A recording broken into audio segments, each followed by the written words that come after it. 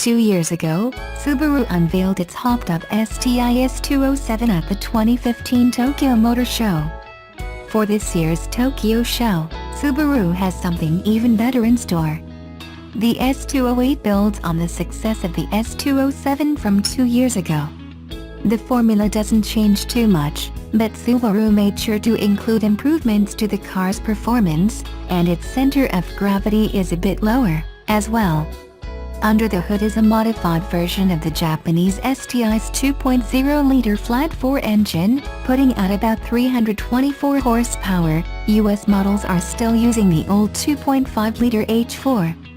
A paddle on the steering wheel lets the owner spray the intercooler with a temperature-reducing mist. As with the S207 before it, the S208 features a faster steering rack, torque vectoring, Bilstein dampers and Brembo brakes. If that's not enough for you, there's a NBR Challenge package that pays homage to Subaru's efforts on the Nürburgring. This package adds 19-inch BBS aluminum wheels, a dry carbon roof and wing, as well as black door mirrors. The standard S208 is available in blue or white, but you can get the kitted out S208 in an interesting cool grey khaki shade too. Only 450 of these cars will be built, 100 base units, and 350 units with the NBR Challenge package. If demand goes beyond the number of vehicles in production, everyone will be thrust into a lottery system to figure out who gets one. As you might expect with a limited edition car, the S208 isn't cheap. While a base STI starts at 3,866,400 yen, roughly $34,000 in Japan, the S208 starts at a hefty 5,800,000 yen, roughly $51,000, with a fully optioned-out model landing at 6,580,000 yen, roughly $58,000. The Subaru BRZ STI Sport was developed Subaru's motorsport subsidiary, Subaru Technica International, STI, and is positioned as the top of the BRZ lineup, taking the driving performance and quality feel, as well as the luxury feeling of the interior and exterior, to new levels. Though the engine of the BRZ STI remains untouched from the standard model, everything else has either been retuned or refined to maximize the appeal of the Subaru BRZ even further. An exclusive front bumper with STI ornaments and an exclusive fender garnish complement the glossy black exterior component, while the interior makes use of leather and Alcantara for the seats to go with the Bordeaux red color motif. Exclusive components have also been adopted for the instrument panel, the glare shield, and the steering wheel, creating a sporty and special space. To enhance the BRZ's already adept suspension system, it has now been fitted with flexible V-braces and flexible draw stiffener front suspension. In addition, SATS dampers and coil springs have also been installed to improve steering response and inhibit roll to give the BRZ STI Sport a flexible yet highly stable handling. Completing the package are 18-inch aluminum wheels shod with high-performance tires. Lastly, an STI Sport Cool Grey Khaki Edition will be made available but limited to just 100 units only, with the lucky owners being selected at random via a lottery drawing. Thank Tesla, blame Dieselgate, whatever the reason, the fact remains that the auto industry is finally taking electrification seriously. And Nissan has been doing it better and longer than most when it comes to electric vehicles. On sale since 2010, the Leaf is the world's best-selling EV. Now in its second generation, there's a long-range version in the works scheduled for 2019. There might also be a go-fast Leaf in the works. Nissan showed off a NISMO-badged version of the EV at the Tokyo Motor Show, and design chief Alfonso Albaisa told Autocar that a more muscular look ought to sell a few more cars.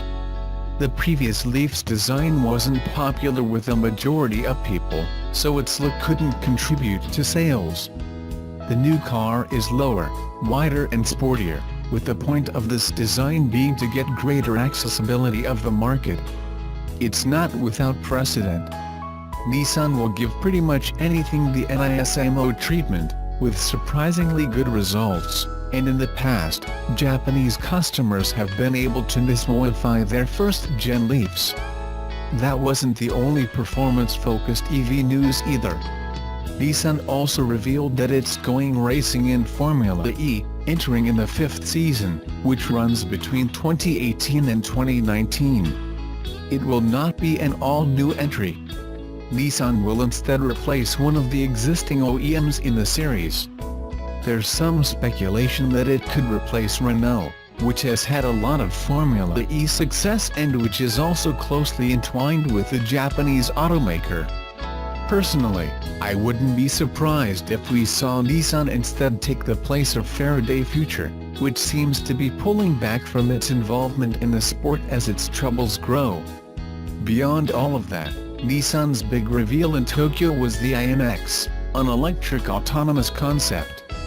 It's built on Nissan's new EV platform, and the car would use an advanced version of the self-driving tech that Nissan has just started testing on the streets of Tokyo. Nissan promises it would be pretty fun to drive, with 320 kilowatts and 700 Nm on tap, plus a battery that's redesigned and engineered for greater energy density. Finally, Nissan EVs will soon have their own distinctive sound.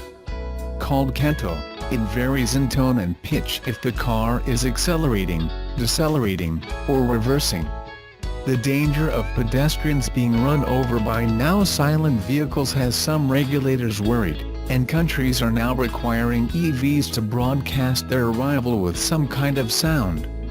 Here in the US, that system was supposed to go into effect this year, but the Trump administration may well purge the requirement from federal motor vehicle safety standards. In the rush towards electric vehicles, automakers are increasingly sparing a thought for the humble delivery van, an often overlooked segment with big growth potential given tightening pollution restrictions in urban areas.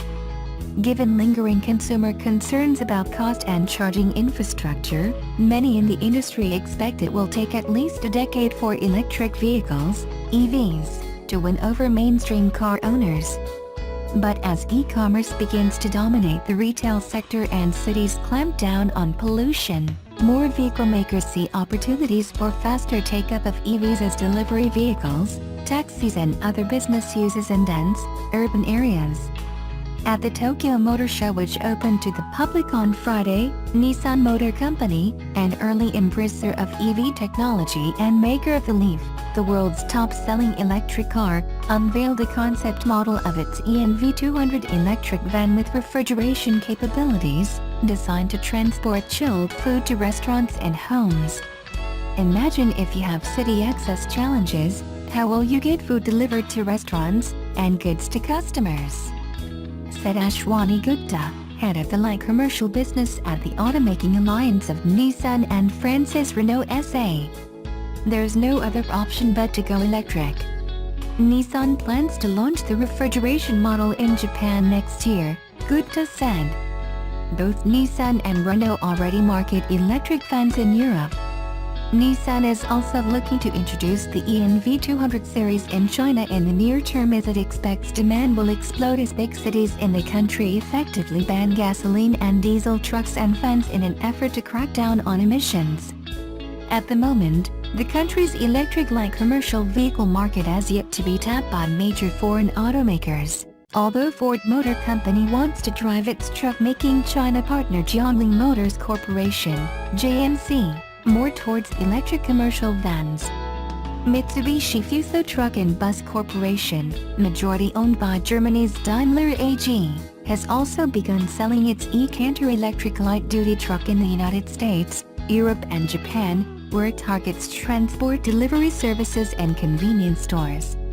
As increases demand for e-commerce creates more work for delivery services, Toyota Auto Body, a wholly owned subsidiary of Toyota Motor Corporation, was thinking about the hairy delivery van driver when it designed its LCVD cargo concept model.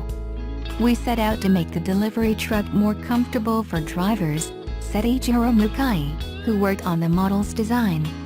In the past, home deliveries mainly centered around larger parcels, But recently, a big increase in the number of deliveries has come just as people are getting smaller parcels delivered, he said, adding that this had increased the workload of drivers. The model's futuristic design is based on Toyota's gasoline hybrid minivan models marketed in Japan, and can be adapted to operate as an all-battery electric. Removing the passenger seat entirely, the driver's seat configuration, which includes a retractable steering wheel and rounded seat corners, is designed to enable drivers to get in and out of the vehicle more quickly and easily. A removable tablet device in the center of the steering wheel enables drivers to easily locate parcels in the hold, where track shelving units and a wider door opening allows for easy access to parcels from outside the vehicle.